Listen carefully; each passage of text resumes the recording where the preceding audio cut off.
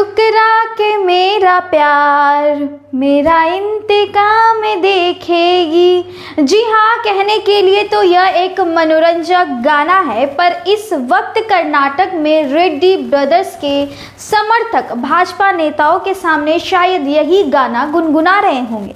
दरअसल कर्नाटक में बीजेपी के लिए दक्षिण का द्वार खोलने वाले रेड्डी ब्रदर्स अब उसी रास्ते को रोकने की तैयारी में हैं।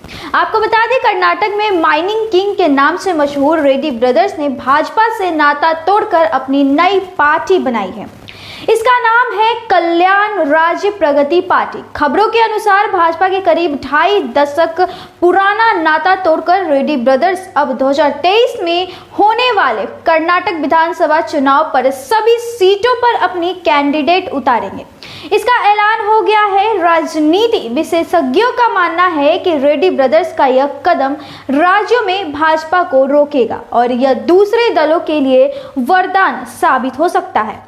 बता दें, रेड्डी ब्रदर्स 3 भाई हैं, गली करुणाकर रेड्डी, गली जनार्दन रेड्डी और सबसे छोटे गली सेमशेखर रेड्डी।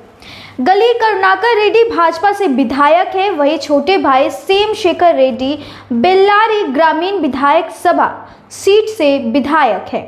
बता दें कि राजनीति रसूख और माइनिंग के बादशाह होने के कारण आंध्र प्रदेश से सटे कर्नाटक में इतनी तूती बोलती है। अगर इतिहास के पन्नों पलटकर देखें तो इससे पहली बार रेड्डी ब्रदर्स 1999 के लोकसभा चुनाव में चर्चा में आ गए थे। तब उन्होंने बेल्लारी से चुनाव लड़ने वाली दिवंगत भाजपा नेत्री सुषमा स्वराज के लिए प्रचार प्रसार किया था। उनका सीधा मुकाबला सोनिया गांधी से था। उस चुनाव में भले ही सुषमा स्वराज चुनाव हार गई थी, लेकिन इसका सीधा फायदा रेड्डी ब्रदर्स को मिला था। जी हाँ, रेड्डी ब्रदर्स वो अपना राजनीति रसूख स्थापित करने में सफल रहे थे। वही भाजपा ने जब कर्नाटक में 2008 में BS येदियुरप्पा ने नेतृत्व में सरकार बनाई तो उसमें रेड्डी बंधुओं का अहम रोल रहा है। दरअसल 2008 में बीजेपी को 110 सीट मिली थी, लेकिन सरकार बनाने के लिए 3 विधायकों की जरूरत थे। तभी रेड्डी बंधुओं ने 5 निर्दलीय विधायकों का सपोर्ट लगाकर सरकार बनवा दी।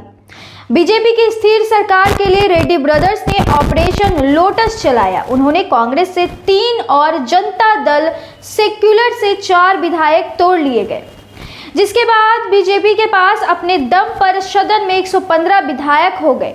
उस वक्त येदियुरप्पा की सरकार में जनार्दन रेड्डी और उनके भाई मंत्री बने। इतना ही नहीं था, श्री रामुलु की कैबिनेट का हिस्सा रहे। लेकिन अब रेड्डी ब्रदर 2023 में अपनी पार्टी से कर्नाटक की सभी सीट पर कैंडिडेट उतारेंगे।